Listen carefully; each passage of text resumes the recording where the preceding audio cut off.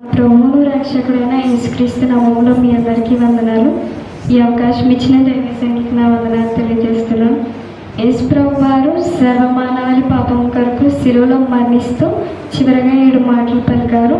ఇప్పుడు నేను మీతో 6వ మాట పంచుకోవాలని ఆశిస్తున్నాను.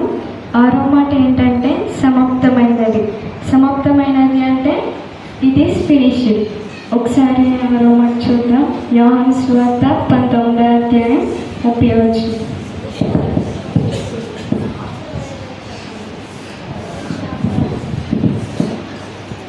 యేసు ప్రభు వారు ఆ చిరకను తీసుకుని తల వంచి సమాప్తమైనదని చెప్పారు.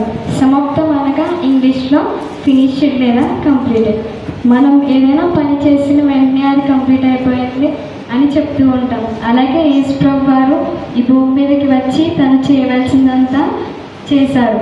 ప్రజల పాపములను తన మాను మీద మోసుకొని మనకు రావాల్సిన శిక్షను తాను భరించారు. అదేవిధంగా యోహాను సువార్త 4వ అధ్యాయం 34వ వచనం చదువు.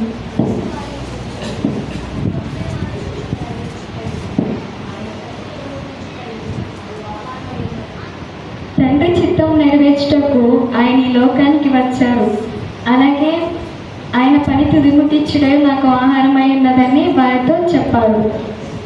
క్రీస్తును శిలువకు అప్పగించడం ద్వారా మనలను రక్షించుటకు దేవుని చిత్తమై ఉన్నది. దీన్ని యేసు ప్రభు వారు శిలువలో నెరవేర్చారు.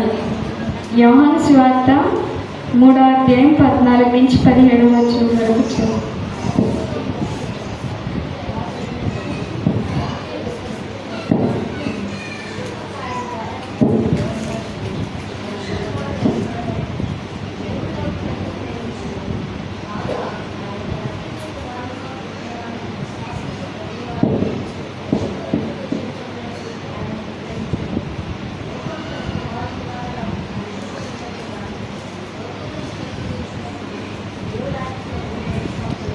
నశించిన వారిని వెతికి రక్షించుటకు యేసు ప్రభు వారు ఈ లోకానికి వచ్చారు.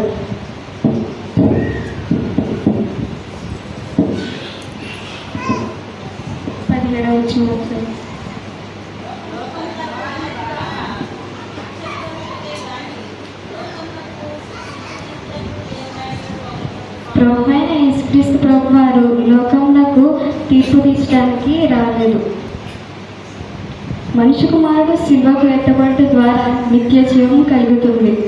1 పేతురు 2వ అధ్యాయం 24వ వచనం. ప్రభువైన యేసుక్రీస్తు వారు మన పాపములను శిలువ మీద మోసుకున్నారు. ఆయన పొందిన గాయం చేత మనకు స్వస్థత కలుగు